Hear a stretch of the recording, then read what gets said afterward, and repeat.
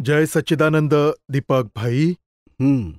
माझा प्रश्न आहे की जीवनात टक्कर कशी टाळावी? कुठेही गेलं तरी प्रत्येक ठिकाणी आजकाल दुनियेत लोक चुकीच्या मार्गावरूनच चालतात आणि शिवाय समोरून जेव्हा संघर्षजन्य परिस्थिती येते तेव्हा ती अवॉइड कशी करायची? ते दादाजींचं पुस्तक घेऊन जा, टक्कर टाळा. आपला निश्चय असायला हवा. बघा, समोरचा आपण गाडी चालवतो तेव्हा रॉंग वेने येत असतो सायकलवाला, तेव्हा आपण काय करतो? त्याला धडकणं टाळतो का त्याला टक्कर देतो?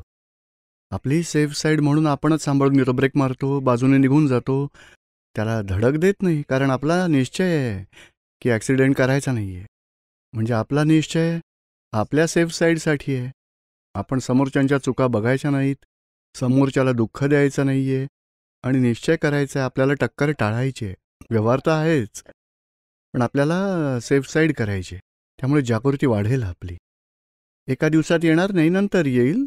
टकराव झाला तर त्यावर एकच उपाय, प्रतिक्रमण करा आणि वेगळेपणा होऊ देऊ नका. नाही, मला त्यांच्यात आणि माझ्यात फूट पाडू द्यायची नाही, वेगळेपणा नाही ठेवायची आणि मला प्रतिक्रमण करून पुन्हा एकतेत राहायचं आहे. टक्कर झाली तर प्रतिक्रमण करा, हळूहळू टक्कर कमी होईल. मग कित्येकदा अशी परिस्थिती निर्माण होते की माणूस टकराव अवॉइड करतो, गप्पही बसतो आणि असाही प्रयत्न करतो की आपण यांच्यासमोर काही बोलायचं नाही, पण समोरचा माणूस चूक असूनही एवढा डोक्यावर बसतो की त्याला थांबवणं अवघड होऊन जातं. हां, पण न बोलण्यापेक्षा बोला. पण वाईट शब्द बोलू नका, निगेटिव्ह शब्द बोलू नका. तुम्हाला काय म्हणायचं आहे तसं होऊ शकत नाही. मी तर एवढंच, माझी अशी इच्छा आहे, हे नक्की करेन, हे बरोबर नाही आहे, याला माझा पाठिंबा नाही आहे, शांतपणे बोला. आपला जो डिसिजन आहे फर्म ठेवा. त्याला वाईट शब्दाने किंवा निगेटिव्ह शब्द वापरून आपण बोलायचं नाही आहे. बघा, समाधानपूर्वक सॉल्युशन काढा की बाबा हे असं नाही होऊ शकत, हे होईल, असं तर नाही चालणार. माझी चूक झाली तर मी माफी मागेन, पण मला एवढी ॲडजस्टमेंट करावी लागेल. सॉल्युशन काढा. काय बोलायचं नाही म्हणजे ते एक प्रकारचं, आपण तोंडात बोलत नाही पण मनातल्या मनात खूप सगळा गोळीबार चालू राहतो. ते सुद्धा हेही बरोबर खरंच नाही. आहे की जर माणूस बोलला नाही तर दुसरा असा विचार करतो की ह्याचीच सगळी चूक आहे. म्हणूनच बघा, कम्युनिकेट करा, बोलचाल ठेवा आणि सॉल्युशन काढा. भावना ठेवा की आपण व्यक्तीकडे दोषी म्हणून पाहायचं नाही आहे, प्रॉब्लेमवर सॉल्युशन, उपाय शोधायचे, म्हणजे मार्ग काढायचा. काय दुसरं, दीपक भाईजी, माझा दुसरा प्रश्न हा आहे की शांतीने माणूस कायमचं जगू पाहतो, पण जर समोरचा त्याला तसं शांतपणे जगू देत नसेल तर त्यावेळी त्या परिस्थितीत, त्या सिच्युएशनमध्ये काय करावं? आपण आपलं सुधारायचं. समोरचा तर चुकीच्या मार्गाने येणार, आपण टक्कर टाळायचे, आपण ॲडजस्टमेंट करायचे. एक निश्चय करा की आपण ॲडजस्टमेंट घ्यायचे, कोणाचाही दोष बघायचे नाही, कोणालाही दुःख द्यायचं नाही आहे. तो दुःख देऊन गेला तर म्हणजे आपल्या दुःखाच्या कॉजेसचा तो इफेक्ट आहे, निमित्ताचा दोष नाही आहे. हळूहळू निर्दोष दृष्टीने जेवढं पाहाल तेवढी शांतताही राहील, टक्कर टळेल आणि भेद दुरावा होणार नाही. दीपक भाईजी, मला एक जरा क्षमा मागतो, पण माझा प्रश्न ह्याच्याशीच संबंधित आहे. माझ्याकडे कित्येकदा अशी परिस्थिती निर्माण होते आणि मी माझा मार्गच बदलून टाकतो, तरीही तो दुसरा समोरचा मागेच लागतो आणि गळीत पडून समोर उभा राहतो. त्यावेळी त्या परिस्थितीत कशा प्रकारे त्यांना अवॉइड अवॉइड करायचं? करायचा संबंधच नाही आहे, ॲडजस्टमेंटचा मुद्दा आहे. त्याचं समाधान करा आणि सॉल्युशन काढा. आणि तरी त्यांचं समाधान होऊ शकत नसेल तर, मग दुःख होत असेल तर तो द्वेष करतोय आपला, म्हणून त्याचं प्रतिक्रमण करा. ह्यात त्यांचा दोष नाही आहे, पूर्वकर्मांचा हिशोब आहे, मला समभावाने निकाल करायचा आहे, एवढंच लक्षात ठेवा. ही फाईल आहे, मला समभावाने निकाल करायचा आहे, त्यांच्या कोणत्याही राग द्वेष मोहात अडकायचं नाही आहे. हे दादा भगवान मला शक्ती द्या, फाईलचा मी समभावाने निकाल करू शकेन, म्हणजे मग सॉल्युशन नक्कीच मिळेल.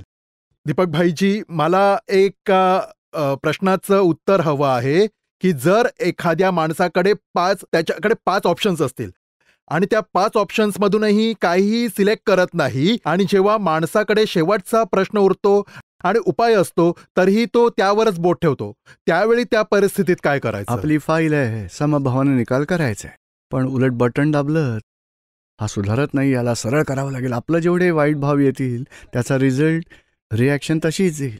आणि आपली ज्ञानयुक्त भावना आहे, समभावाने निकाल करायचा आहे, तर रिझल्ट तसाच येईल. तुम्ही निश्चय करा आणि हळूहळू दादाजींकडे शक्ती मागा, मला याचा समभावाने निकाल करायचा आहे.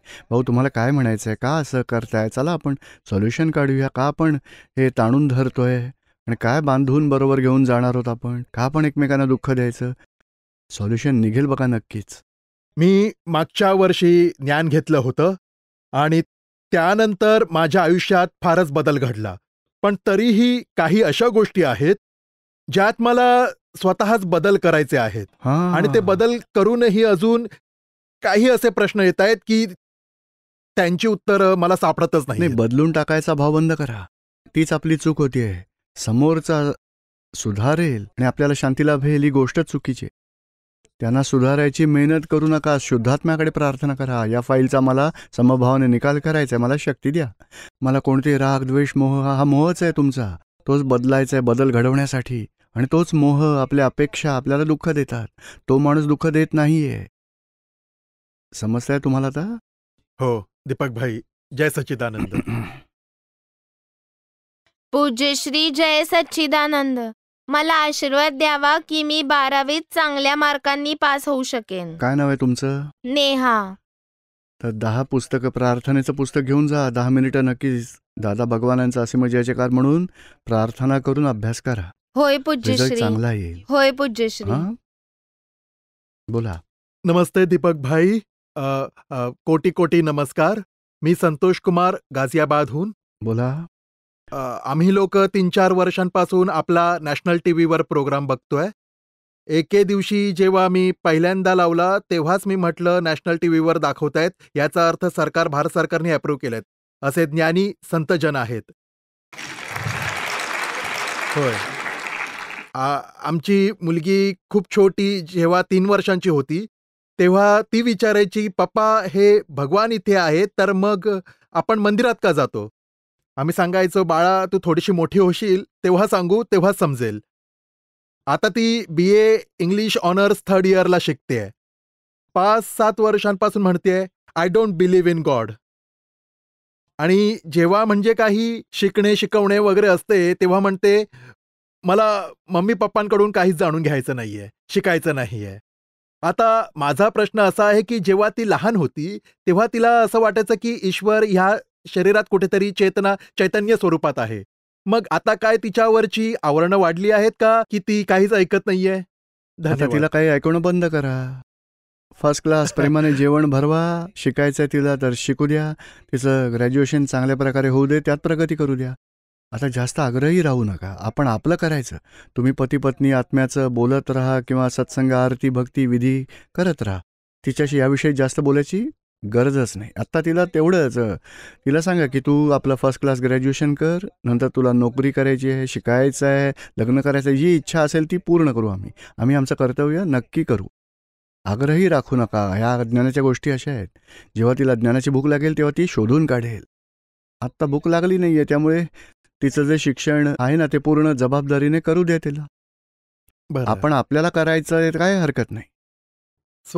स्वतःच्या मनानेच करते. तसं म्युझिकमध्ये खूप इंटरेस्टेड आहे. त्यामुळे कधी-कधी म्हणते, "मी हे BA ऑनर सोडून देईन, म्युझिकमध्येच करायला नाही लागेल." नाही, म्हणायचं की एक एक लाईन घेतली आहे ना, ती पूर्ण कर. पण तुम्ही सत्संगात येण्यात हरकत नाही आहे ना तिची. नाही, आमच्या तुम्ही आई-वडील घरात सत्संगात येता तेव्हा त्याला काही हरकत नाही ना?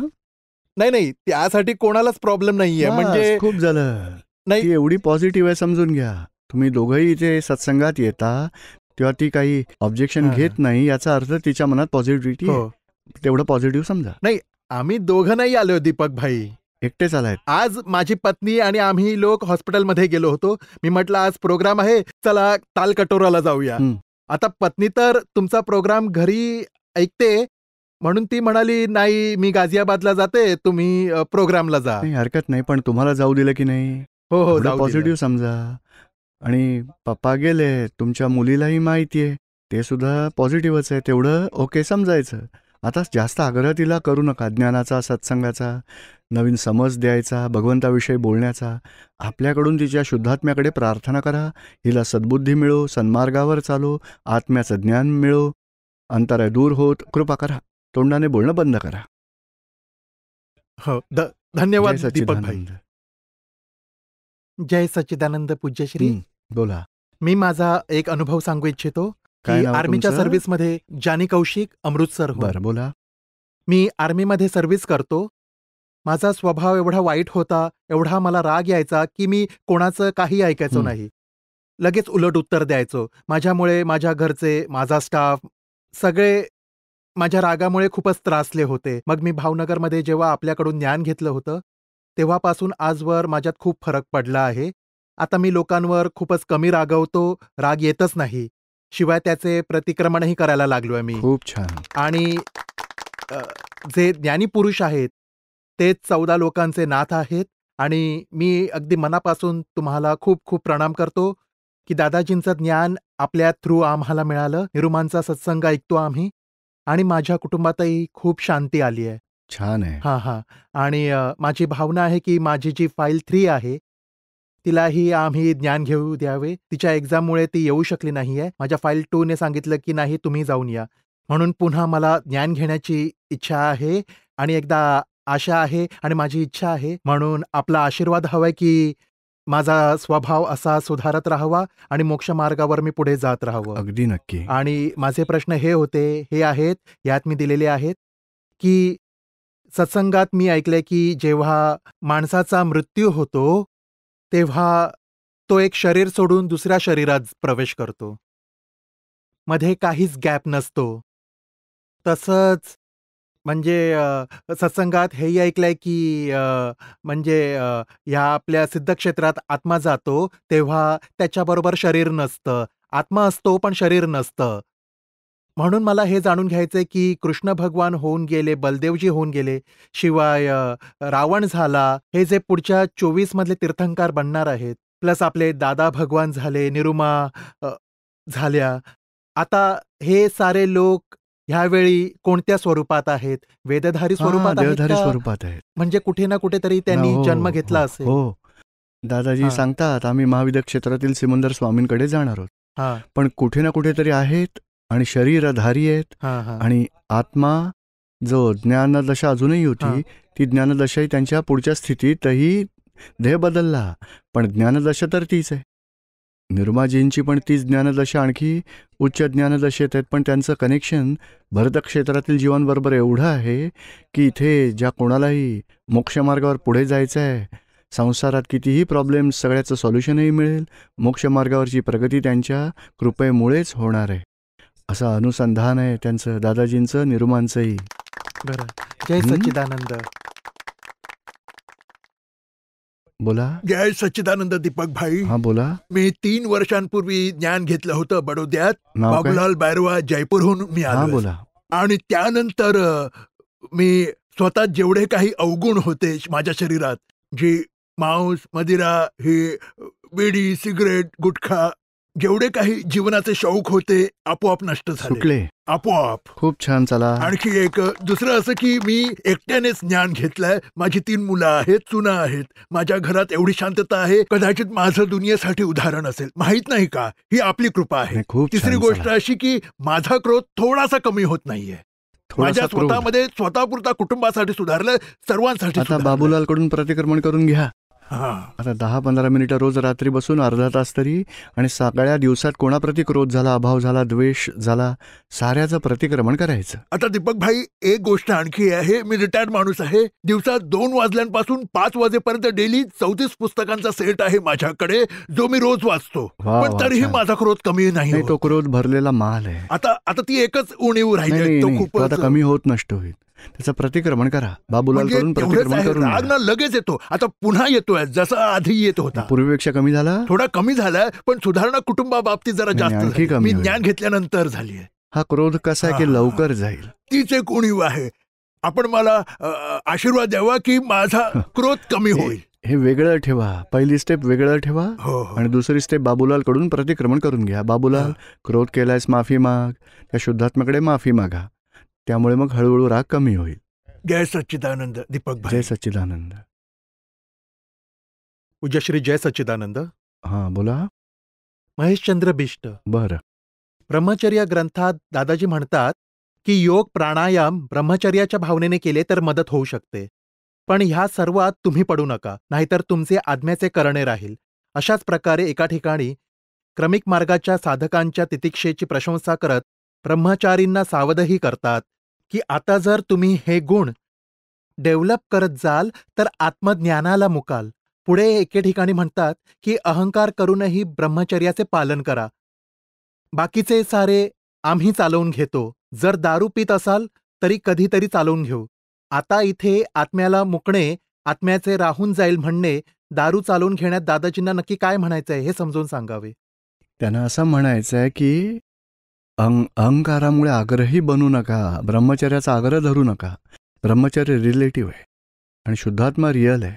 रिअल अनंत अवतारातून ब्रह्मचर्याचं पालन केलं असेल, दारू सोडली असेल, सगळं काही केलं असेल, पण आत्मज्ञान कधीही नाही झालं. तर या जन्मात आत्मज्ञान झालं ते सांभाळा. आणि महेशचंद्राला जे वाटतं विषयाचं, विकाराचं जो कोणताही दोष आहे, महेशचंद्रजींकडून प्रतिक्रमण करून घ्या. सांगायचं हळूहळू ब्रह्मचर्याची भावना ठेवा, पण आपण ब्रह्मचर्य पालन करण्याचा आग्रही नसावं. कारण आत्मा आग्रह करण्यामुळेच आत्म्याचं ज्ञान निघून जाईल. आग्रहात पडू नका. समजते आता तुम्हाला? आणि हे जे परस्त्री परपुरुष यांचा दोष एवढा भारी आहे, त्या लफडेबाजीत पडायचा नाही आहे. आणि हळूहळू दारू पिण्याचं व्यसन तेही सुटायला हवं. प्रतिक्रमण करा, पण फाईल 1 कडून प्रतिक्रमण करून घ्या. दृष्टीदोषांचंही प्रतिक्रमण करा. आणि कोणाला दुःख जर दिलं गेलं असेल, सगळ्यांप्रती कषायांचं प्रतिक्रमण करून घ्या. आणि हा भरलेला माल आहे अजूनही, विषयाचा किंवा कषायाचा. तुम्ही शुद्धात्मा वेगळे आहात, ही महत्त्वाची गोष्ट आहे. ही मी शुद्धात्मा आहे की मी शुद्धात्मा आहे. महेशचंद्राला आता कषायरहित आणि विषयरहित बनवायचं आहे. पण आम्हाला नाही, आम्ही तर झालेलो आहोत शुद्धात्मा, म्हणजे कषाय विषयातून मुक्त. पण दारूसाठी तर त्यांनी एकदम मनाई केली आहे ना. त्यांनी मनाई केली, पण म्हणजे तशी अपेक्षा केली आहे. आग्रह दादाजींचं म्हणणं काय की बघा तू आत्ता नाही का, ते भाऊसाहेब म्हणाले मला नॉनव्हेज सुटत नाही, माझं दारू नाही सुटत. म्हणजे तू प्रतिक्रमण सुरू कर, हळूहळू सगळं सुटेल. आपला पक्ष काय आहे? नाही हे वाईट आहे, नको प्यायला, बस पक्षात या. आत्मपक्षी झालात, मग हा प्रवृत्तीतला हिशोब गळून पडेल आपोआप. समजलं का तुम्हाला आता? अज्ञानतेतून माझ्याकडून जे काही दोष घडून गेले आहेत ते मी आपल्या समक्ष जाहीर करतो. असे म्हणणारा काय अज्ञानी बावा आहे? म्हणजे असे म्हणतात फाईल 1 मध्ये तन्मयाकार तर आहेच, परंतु त्याचे मुख शुद्धात्म्याकडे अर्थात परमात्म्याकडे आहे. का मग तो असं म्हणताना शुद्धात्म्याच्या सीटवर असतो, अर्थात अंतरात्म दशेत महात्मा पदावर असतो? ऍक्च्युली काय आहे की 2 भाग वेगळे करा. महेशचंद्र वेगळा आहे, स्वयं शुद्धात्मा. आता महेशचंद्र चुका करतोय, तो चुकांची माफी मागतो, एवढा साधा विचार करा. बरं. चुका करणारा महेशचंद्र, चुकांची माफी मागणाराही महेशचंद्रच. आणि महेशचंद्र काय आहे तर अज्ञान दशेमध्ये जे कॉजेस केले होते त्याचा आज फळ आलाय.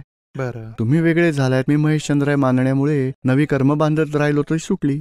मी वेगळा, महेशचंद्र वेगळा. मी तर शुद्धात्मा, अतिच अंतरात्म दशा आहे. तो चूक करणारा नाहीये, त्याला चुकांची माफी मागायची नाहीये. चुका महेशचंद्र करतो, त्याची माफी महेशचंद्र मागतोय. सिंपल, वेगवेगळं ठेवा. समजते आता तुम्हाला? ह्या ज्ञानप्राप्तीनंतर सुरुवातीच्या काही काळातच काय हा अंतरात्म दशेतला मी 24 तास सूक्ष्मतर लेवलवरच वेगळेपणाची जागृती प्राप्त करून तन्मयाकर असतो का? आणि नंतर हळूहळू फाईलचा निकाल होत गेल्यावर अधिक काळापर्यंत वेगळा राहू शकतो का? ही गोष्ट बरोबर आहे, पण त्याआधी प्रतीती बसते. समजतं की मी शुद्धात्मा आहे, महेशचंद्र. दुसरी स्टेप आहे जागृती वाढेल. कसा महेशचंद्र वेगळा आहे, मी कसा शुद्धात्मा आहे. आणि तिसरी स्टेप आहे अनुभव. जेवढ्या 5 आज्ञांचं पालन कराल, जागृती तेवढीच वाढत जाईल, अनुभवाचे अंश वाढतील. अनुभवास आलं जे म्हणालात की वेगळेपणा निरंतर राहील, नंतर ते अनुभव दशा आहे.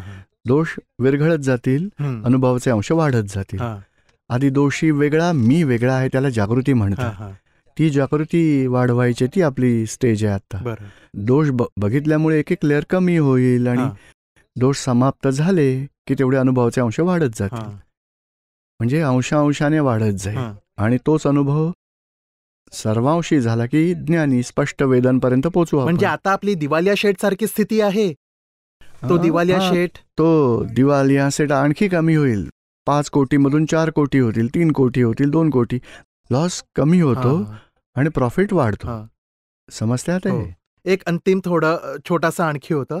दादाजीने एके ठिकाणी म्हटलंय की स्त्री चरित्र म्हणजे कटकपट आणि मोहाच्या संग्रहाचे स्थान आहे, म्हणून तर स्त्री जन्म मिळतो. आणि मग दुसऱ्या ठिकाणी ते असंही म्हणतात की त्या तर देवी आहेत. या दोन्ही गोष्टींमध्ये तर एकदम विरोधाभास दिसतो. इथे दादाजींना काय गर्भित आशय सांगायचाय, समजवण्याची कृपा करावी. दोन्ही दृष्टीने दादाजी बघायचे. म्हणजे रिलेटिव्हमध्ये शक्ती आहे, प्रकट झाली आहे, ती सम्यक तत्वाने असेल तर खूपच कल्याणकारी आहे. स्वतःचंही कल्याण करेल, हजारो लोकांचंही कल्याण करेल. बरं. विपरीत बाजूला गेली तर स्वतःचंही नुकसान करेल, इतरांचंही नुकसान करू शकेल. म्हणजे ही ग्रंथी तुटली तर खूप सारं कल्याण. शक्तीच आहे ती, एवढी प्रकट झाली आहे शक्ती. हां. पण नेगेटिव्हमध्ये. आता पॉझिटिव्ह झाली की मग कल्याणकारी होऊ शकते. हां. म्हणजे एका डोळ्याने दादाजी म्हणतात की मी देवी स्वरूपात पाहतो, हां. एका डोळ्याने मी थोडा स्ट्रॉंग आहे. बरं बरं, धन्यवाद. जय सच्चिदानंद. जय सच्चिदानंद.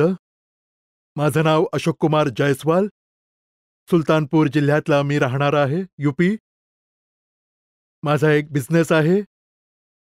माझा बिझनेस खूप कमी चालतो आणि दाखवल्यावर लोक म्हणतात की तुमच्या दुकानाला बाधा झाली आहे, म्हणून नाही चालत, पूजापाठ करून घ्या. काय प्रभूजी हे बरोबर आहे का? ॲक्च्युली असं काही नाही आहे. म्हणजे खर्चापुरते मिळतात ना, खाण्यापिण्याचा खर्च बाहेर पडतो का नाही पडत? पडतो सर. मग मजा करा. आता खरा मार्ग मिळाला आहे, तुम्ही आलाय, ज्ञान घ्या. हां. आणि रोज घरामध्ये 15 मिनिटं दादा भगवानांचा असीम जय जयकार करा आणि घरात आरती चालू करा.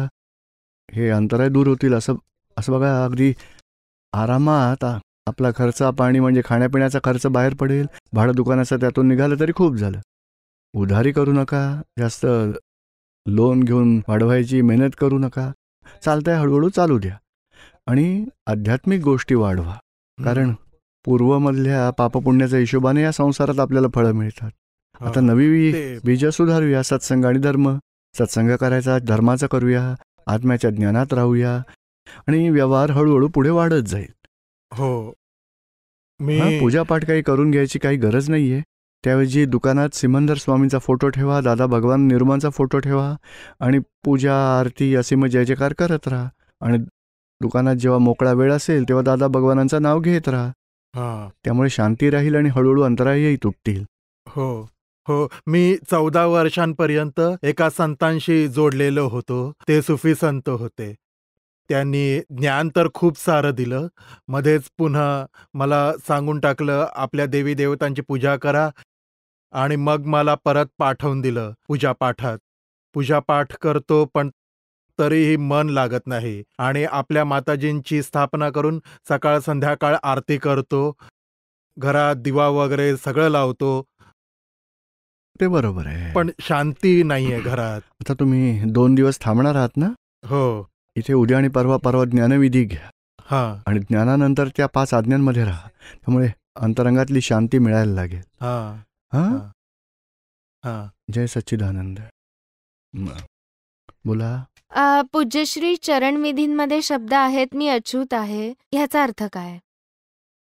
अच्युत म्हणजे काय की जसा डिवोर्स होतो ना, तो च्युत होय. स्वभावाचा म्हणतात. एखादा राजा असेल किंवा नेता असेल त्याला पदच्युत केलं म्हटलं जातं ना. होय. त्याला हटवलं त्याच्या सत्तेवरून म्हणजे त्याला पदच्युत म्हटलं जातं. राजाला बाजूला केलं ते हे पदच्युत. म्हणजे हा स्वभाव म्हणजे संबंध कायमचे नाही आहेत. देह आपल्या वडिलांचे, आईचे, बायकोचे, नवऱ्याचे, मुलाचे ते कायमचे परमनंट संबंध नसतात, टेम्पररी आहेत, कधीही वेगळे होतील. पण अच्युत म्हणजे आत्म्याबरोबर कायमचे परमनंट संबंध आहेत. होय. त्याला परमनंट म्हणजे अच्युत म्हटलं जातं. हे मात्र च्युत स्वभावाचं आहे. संसारातले सगळे रिलेशन टेम्पररी आहेत, पण आत्म्याबरोबर संबंध परमनंट आहेत. आणि म्हणजे हे असा आहे अच्युतचा अर्थ. होय.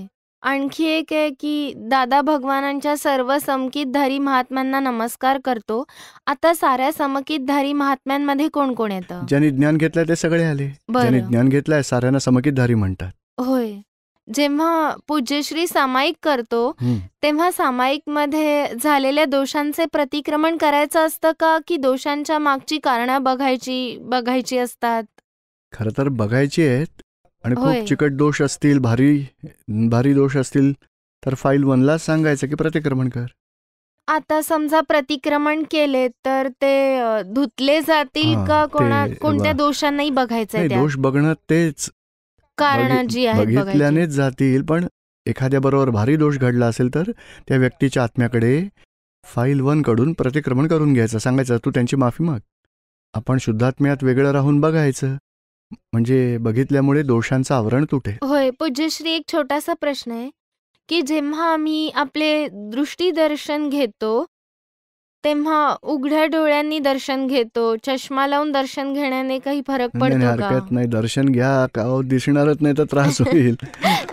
आजार नाही, मला फक्त हीच शंका कायम असते की चष्मा लावून दर्शन केल्याने दर्शन कदाचित घ्या. एवढी शक्ती प्राप्त नाही होणार नाही नाही, नाही. आता तशी आवरण तर आहेतच सगळी. एवढ्या आवरणात एक आणखी झालं, काही फरक नाही पडणार. 5 कोटीचं लोन घेतलं, त्यातून 5,000 जास्त घेतलं तर काही जास्त नाही फरक पडणार. द्यावे तर लागतीलच, लोन खूप आहे. राजन जैन, जय दुर्गेश सच्चिदानंद. यादव, अनिता देवी, हॅलो. बोयतिया. हा सर, राजन. सर, जय सच्चिदानंद. सर, माझा एक प्रश्न आहे की मी कधीही कोणाशी कशाही प्रकारे बोलायला लागलो तर बऱ्याचदा त्यांच्या प्रश्नाचं योग्य उत्तर देऊ शकत नाही. दुसऱ्या दिवशी किंवा थोड्या वेळानंतर मला त्या प्रश्नाचं उत्तर आठवतं आणि असं वाटतं की ते उत्तर द्यायला हवं होतं. असं का? म्हणजे कोणी विचारलं तुम्हाला हो. तर तुम्ही योग्य असं उत्तर देऊ शकत नाही. प्रॉपर आन्सर नाही देऊ शकत. ते गेल्यानंतर योग्य उत्तर आठवतं आणि वाटतं की हे उत्तर द्यायला हवं नाही होतं. म्हणजे आता सांगायचं, जरा मला वेळ द्या, मी नंतर तुम्हाला समजावून सांगेन. अर्ध्या तासाने आपण जरा बोलूया, आता जरा अवघड वाटतंय, मी एकदम नाही बोलू शकत. कित्येकदा वेळ तर मागून असं घ्यायची. कित्येकदा तर अशी परिस्थिती उद्भवते, आम्हाला त्याच वेळी त्यांना उत्तर द्यावं लागतं. हा तर मग दादा भगवानांकडे शक्ती मागा. हे दादा भगवान, समोरच्याचं समाधान होईल, नेगेटिव्ह न बोलता पॉझिटिव्ह बोलू शकेन अशी मला शक्ती द्या. हळूहळू शक्ती मागा, 10-15 मिनिटं रोज. त्यामुळे मग शक्ती वाढेल आणि हळूहळू नॉर्मल व्यवहार होईल. सर, दुसरा प्रश्न आहे, कित्येकदा कोणताही निगेटिव्ह पॉइंट आधी येतो, पॉझिटिव्ह नंतर येतो, असं का? निगेटिव्ह आधी येतो, हो. हरकत नाही, येऊ द्या. मनाचा धंदा तो तसाच आहे, नेगेटिव्ह आधी सांगेल, म्हणून लगेच विचारा दुसरं पॉझिटिव्ह काय काय सांग, मग पॉझिटिव्ह सांगेल. आपण नेगेटिव्हिटीमध्ये इन्व्हॉल्व नाही व्हायचं, तन्मयकार नाही व्हायचं, वेगळं ठेवायचं. मन नेगेटिव्ह सांगत राहील, शांतपणे विचारायचं दुसरा कोणता पॉझिटिव्ह मार्ग आहे का, मग पॉझिटिव्हही सांगेल, त्याला दाखवू द्या, आपण बघणार आहे. दोघांनाही वेगळं ठेवा. बरं, धन्यवाद.